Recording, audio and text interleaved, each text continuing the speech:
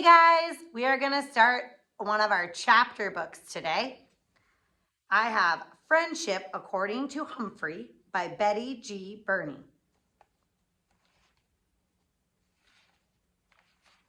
This book has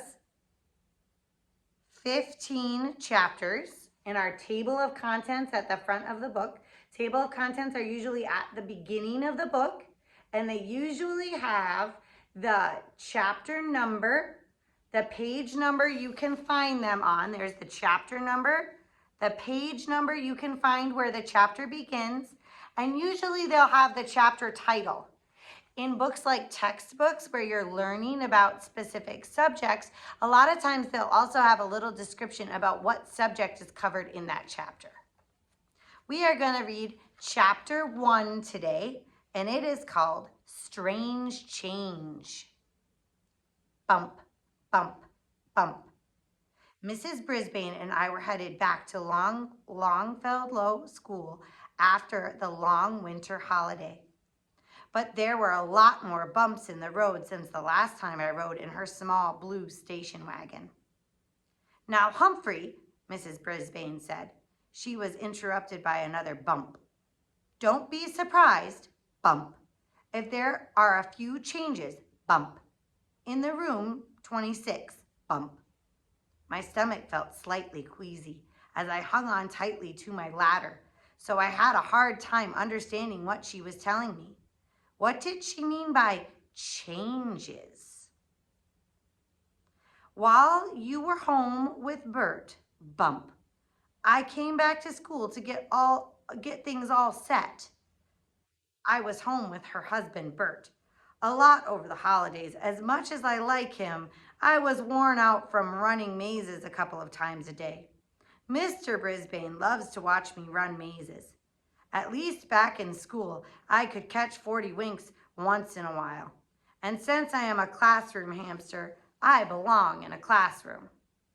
So this story is written from the perspective of Humphrey, the hamster.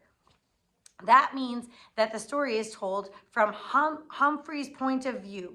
Humphrey's telling us the story. My stomach calmed down a bit as Mrs. Brisbane pulled her car into a parking space.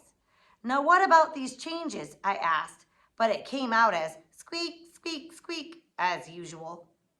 It's good to shake things up once in a while, Humphrey, Mrs. Brisbane assured me as she opened the car door. You'll see. I was already shaken up from the bumpy ride. Then a blast of icy wind made me shiver, and I couldn't see a thing because Mrs. Brisbane had thrown a wool scarf over my cage. I didn't mind, as long as I was on the way back to my classroom where I'd see all my friends again. Just thinking about them gave me a warm feeling. Or maybe it was the heat from the school furnace as we walked in the front door. Hi, Sue. Are we on for today? A familiar voice called out. I couldn't see Mrs. Loomis, but I recognized her voice. Miss Loomis had taught a class down the hall. She was also Mrs. Brisbane's friend. Sure, Angie. How about after morning recess? See you then, said Miss Loomis. Finally, Mrs. Brisbane set my cage down in room 26 and removed the scarf. When she did, I was in for a shock. Something unsqueakable had happened to my classroom. For one thing, the tables faced the wrong direction. They used to point toward the front of the room. Now they were sideways. Instead of being arranged in neat rows like before, the tables were clumped together in groups. Mrs. Brisbane's desk had moved to the corner of the room. Pictures of people I'd never seen before replaced the happy snowmen that had covered the bulletin board in December. I was so dizzy from all the changes, I didn't notice the room filling up until Lower Your Voice AJ yelled, Hiya, Humphrey, as he came out of the cloakroom. Soon, my other friends stopped by to say hello. Did you have a good vacation? Asked Miranda Golden. Miranda is an almost perfect human, That's why I think of her as Golden Miranda. My mother says to tell you hi. Speak up, Saya said in her sweet, soft voice. Hi, ya Humphrey Dumpty, Garth shouted. That made Gail snicker. But I didn't mind. She laughed at everything. At that moment, the bell rang. Class, look for your names and please take your seats now, Mrs. Brisbane said. There was a lot of things thumping and bumping as my classmates located their new seats. Now I had a better view of some of the students who used to sit on the opposite side of the room.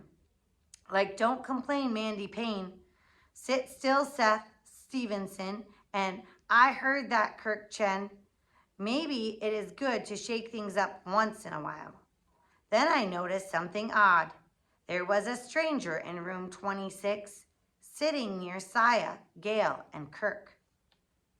Mrs. Brisbane, she doesn't belong here, I squeaked out loud.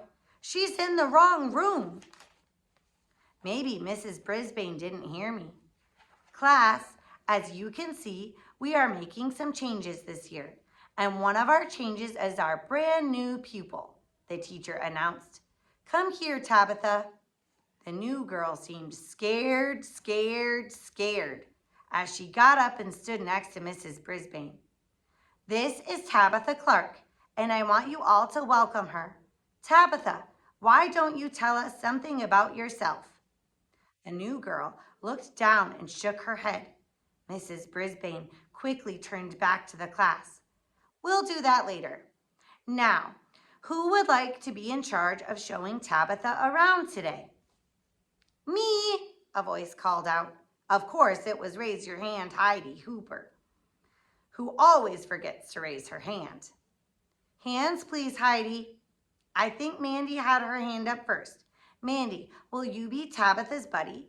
I expect each of you to introduce yourself to Tabitha and include her in your activities. She turned to the girl. I know you'll make a lot of good friends in room 26. You may sit down now.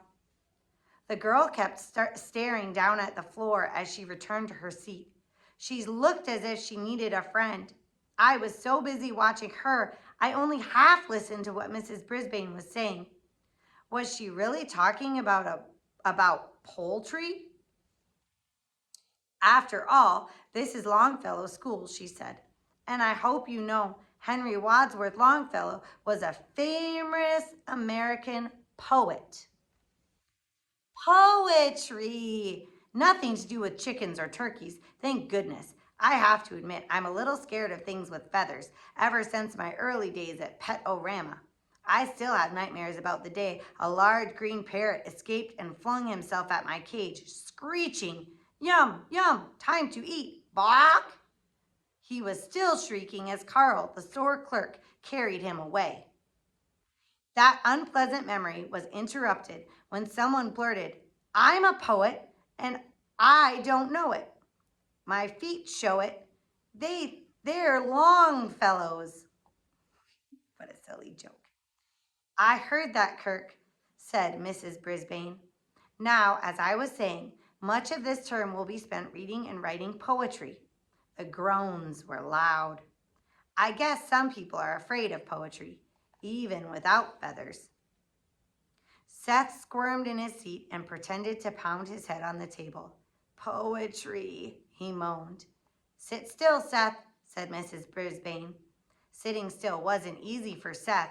Now that he was practically right in front of me, I could see him wiggling and jiggling in his chair, which made Gil Morgenstern laugh. Stop giggling, Gail. Oh, excuse me, Gail, not Gil. Mrs. Brisbane warned. Gail stopped giggling and started hiccuping. Please go get a drink of water, Mrs. Brisbane told her. She turned to the new girl. Tabitha, please put that toy away. Everybody stared at Tabitha, including me. She was cradling a scruffy stuffed bear in her arms. The gray bear had cotton coming out of his ears and wore washed-out blue overalls with a button missing. Even his smile seemed a little faded. Now, please, said Mrs. Brisbane. It was quiet in the room, thank goodness. I'm afraid if Gail had been there, we would have heard pearls of laughter, and heaps of hiccups. Tabitha slid the shabby bear into the slot in her table without a word. Right about then, Principal Morales marched through the door. "Sorry for interrupting, Mrs. Brisbane. I just want to personally welcome you all back to school." The principal looked spiffy with a tie that had little pencils all over it. He always wore a tie because he was the most important person at Longfellow School. "Thank you, Mr. Morales," said Mrs. Brisbane. "We have a new student, Tabitha Clark, and a whole new setup for our class, as you can see." "Welcome, Tabitha," said the principal. "I'm sure you'll love it here in room 26. I'm glad to see that our friend Humphrey is back as well." He walked all the way across the classroom to my cage. "Glad to see you," I squeaked in my loudest squeak. "Hi, old pal," he greeted me. He turned back to the rest of the class. "You can all learn a lot from Humphrey, and I wish you a very successful semester." As he left, I turned my attention back to Tabitha. She was still staring straight down. I couldn't see her face clearly, but it was almost as red as her copper-colored hair. I guess I watched her a long time, because suddenly the recess bell rang. "Come on, Tabitha, let's get our coats," Mandy said. Tabitha slipped the stuffed bear into her pocket and followed Mandy into the cloakroom. As soon as the students were gone, Miss Loomis bustled into the room. 2 pink dots of excitement colored her cheeks, and her curls bounced in all directions. "Are you ready? Should we do it?" she asked Mrs. Brisbane excitedly. "Why not?" my teacher answered. "I'll make room for him now." They walked over to the table in front of the window where my cage sits. "Sure, he'll fit right here," said Miss Loomis, pointing to a spot near my house. Mrs. Brisbane slid some of my supplies down to the end of the table. "Now you're sure he's not a lot of trouble?" "Oh, no, not nearly as much trouble as a hamster," Miss Loomis answered. What? Not nearly as much trouble as a hamster? Since when have I caused any trouble in room 26? Since when did I not totally dedicate myself to helping my classmates and teacher?" Surprisingly, Mrs. Brisbane didn't correct her. I was about to squeak up for myself when the bell rang again, and Miss Loomis scurried out of the room. I wondered who wasn't as much trouble as I am. "He," Miss Loomis had said. "He who?" Curiosity made my whiskers twitch and my paws tingle. My fur was practically standing on end as the tables filled up. I saw Tabitha slip her bear out of her pocket. Heidi saw it too and rolled her eyes at Gail, who almost giggled but managed to stop herself. "Now, class, I told you there were some changes in our room this year," Mrs. Brisbane announced. "Another of the changes is a brand new classroom pet. I think he'll add a lot to room 26. New classroom pet? Why did she want a new classroom pet when she already had a wonderful, terrific, perfect classroom pet, namely me? Was I being replaced? Miss Loomis entered carrying a large glass tank. I couldn't see what was in it because my classmates were standing up, craning their necks, oohing and aahing and chattering away. "It's a frog!" shouted Heidi. Miss Loomis set the glass box right next to my cage. Now I could see some water, rocks, and something green and really, really, really lumpy. "Meet our new frog," said Mrs. Brisbane. "Miss Loomis will tell you about him." "Well, boys and girls, you may know we have a frog in our classroom. His name is George, and he's a bullfrog. Right before the holidays, one of our students brought in this frog to keep George company. We named him Og the Frog. Unfortunately, George didn't like Og, and being a bullfrog, George let us know he didn't like Og by making a lot of noise. That upset Og, I guess, because he would leap and splash all day long while George was croaking. My classmates laughed, but I didn't. On the one paw, I could see why George didn't want another frog to compete with. On the other paw, croaking at Og wasn't a very friendly way to act. With all the noise, we were having trouble getting any work done at all, Mrs. Loomis continued. So I asked Mrs. Brisbane if your class would like to have Og, and she said yes. He's a very quiet frog. Do you like him? My friends all yelled, yes! Everyone except Tabitha, who was secretly petting her little bear. Somebody went, ribbit, ribbit, in a funny croaking voice. It wasn't the frog. I heard that, Kirk. That's quite enough. Og can provide the sound effects from now on. I think he'll make a nice friend for Humphrey, Mrs. Brisbane said. A friend for me?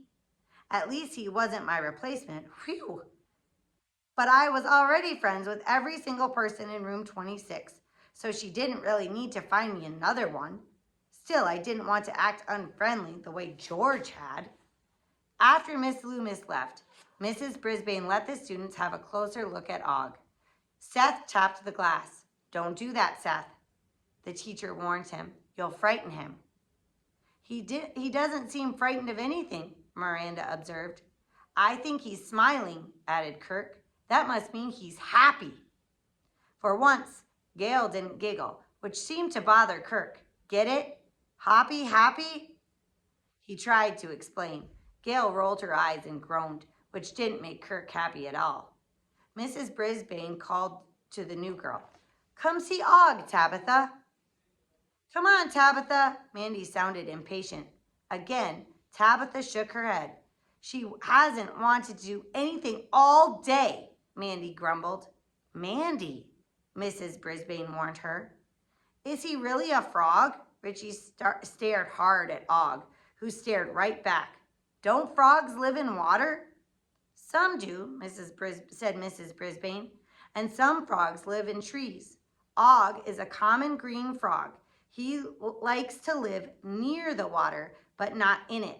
That's why he has a tank that's half land and half water. A common green frog didn't sound very interesting, but Og had certainly attracted the attention of my classmates. Can I take care of Og? AJ asked loudly. Lower your voice, AJ, said Mrs. Brisbane. We will take care of him. Once the students returned to their seats, Mrs. Brisbane held up a book on the care of frogs.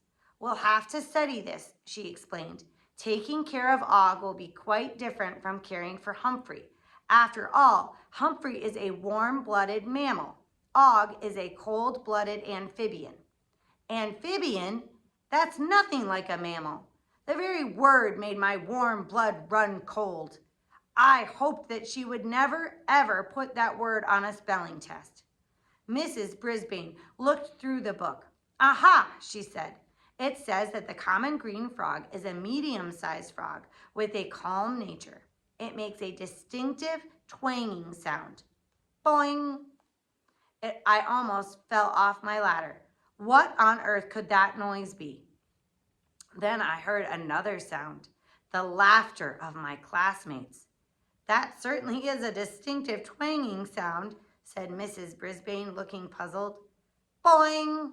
This time, the noise was clearly coming from the frog. What kind of a way was that to talk? Aren't frogs supposed to say ribbit? Mrs. Brisbane turned toward Og's glass box. Thank you for demonstrating, Og. Then I heard boing, boing, boing. It didn't come from the frog this time. I heard that, Kirk Chen, said the teacher. She continued to talk on and on about amphibians and their life cycle. What does he eat? Heidi called out. Hands, please, Heidi, said Mrs. Brisbane wearily. Mostly insects. Miss Loomis gave him a container of crickets. Cool, said Kurt. Everybody else in the class groaned. Ew! When I finished gagging, I squeaked, live insects? Not that anyone was listening to me, especially not Og, who calmly sat there, doing absolutely nothing. At the end of the day, as the students gathered their books and coats and filed past our table, at least half of them said, "Bye, Og," or "Catch you later, Augie."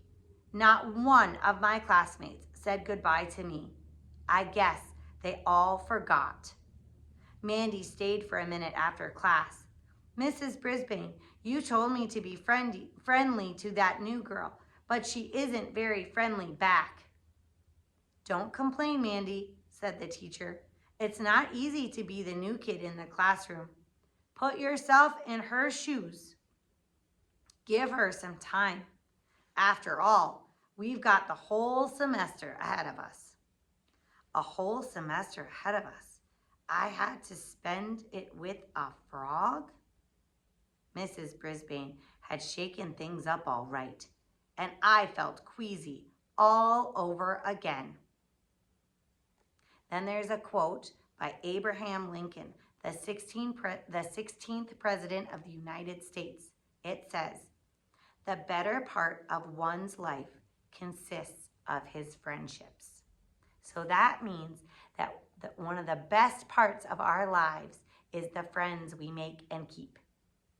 This is going to be a great story to read about friendship and how to make and keep friends. One of the things it says in here is it says, put yourself in her shoes. That means to think about how the other person is feeling and what's going on for them. Put yourself in her shoes. Put yourself in his shoes. Or sometimes the saying is walk a mile in their shoes. It means to take a minute and think about how they feel about a situation and how you would feel if you were in the same situation. Because sometimes that can change your perspective on how things are going. How are they feeling about something? This is going to be a great book, and I can't wait to finish it with you. We'll add chapter 2 soon. Have a great summer.